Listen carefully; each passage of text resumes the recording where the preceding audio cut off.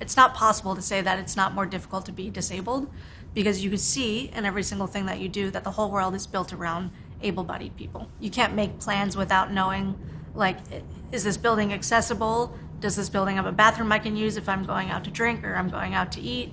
Or like, even is the path to get there accessible? Of these three things, 90% of the time, they're all no. I was in a car accident when I was a year old. I can't feel the end of my skin. Like, I can't feel if someone just brushed their hand on me. I couldn't feel that at all. I was really excited to go to kindergarten because I thought when you went to kindergarten, that's when you learned how to walk. And then I got to kindergarten and I was like, they did not teach me how to walk there, so maybe not a great school. That was the first time I realized that some people were doing something that I was not going to be doing. You're taught from a really young age, like, you should try to overcome disability because there's something wrong with you. I think of the disability binary, like the gender binary.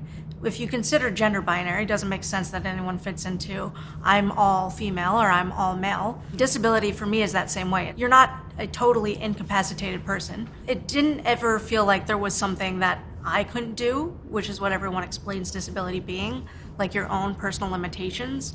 It always seemed like the situations that I would get in were extremely unprepared for people like me. I can fly a plane, which is actually very cool, and I like it a lot. But I know that I only did it to prove, like, I'm capable of doing this. That'll really prove that I'm worth something. A lot of dating while you're disabled is known as the novelty fuck, which means that a lot of people will want to have sex with you just to be like, oh, I had sex with somebody in a wheelchair. How disabled are you? That's what people always want to know. Guys have a limit to how disabled you can be before they're like, not for me. What I realize now is, like, before the feeling was make of myself an image that proves to other people that I am worthy.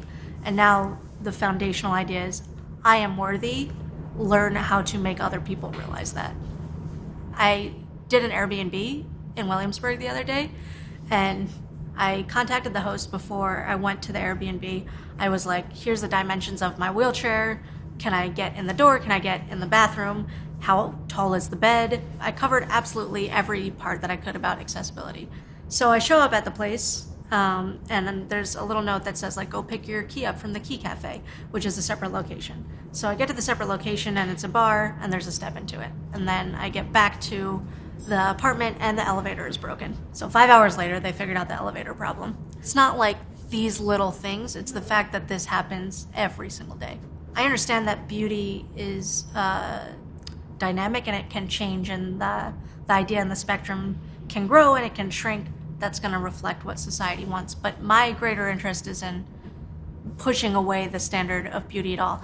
I do think that you should be able to honestly believe beauty is in the eye of the beholder, but I don't think in any system that's possible, because if there is a system, if there is a box, if there is a spectrum, that means that there's going to be people that don't fall into that.